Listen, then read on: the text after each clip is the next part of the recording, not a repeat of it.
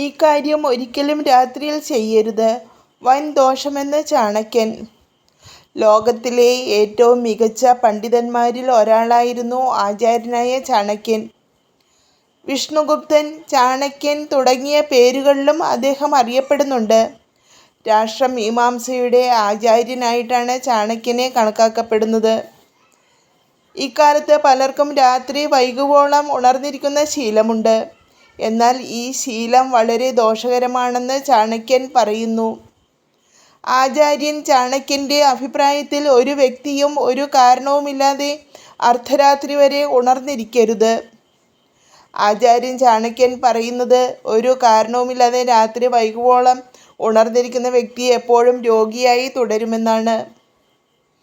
രാത്രി സമയം മനുഷ്യർക്ക് വിശ്രമത്തിന് മാത്രമുള്ളതാണെന്നാണ് ആചാര്യൻ ചാണക്യൻ വിശ്വസിക്കുന്നത്.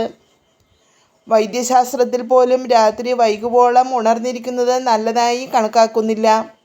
രാത്രിയിൽ പല രാസപ്രവർത്തനങ്ങളും ശരീരത്തിൽ നടക്കുന്നു. ഇത് ആരോഗ്യം നിലനിർത്താൻ ഉപയോഗപ്രദമാണ്. അതുകൊണ്ടാണ് രാത്രിയിൽ കൃത്യസമയത്ത് ഉറങ്ങുന്നത് നല്ലത്. ശാരീരികവും മാനസികവുമായ ആരോഗ്യത്തിൻ്റെ കാര്യത്തിൽ കൃത്യസമയത്ത് ഉറങ്ങുന്നത് ഗുണം ചെയ്യും.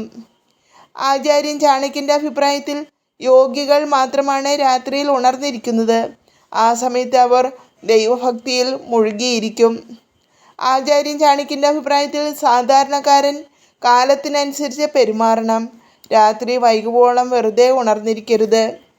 ഒരു വ്യക്തി അതിരാവിലെ ഉണർന്ന് ദൈവത്തെയും അവരുടെ പ്രിയപ്പെട്ട ഗുരുക്കന്മാരെയും ആരാധിക്കണമെന്ന് ആചാര്യൻ ചാണക്യൻ പറയുന്നു.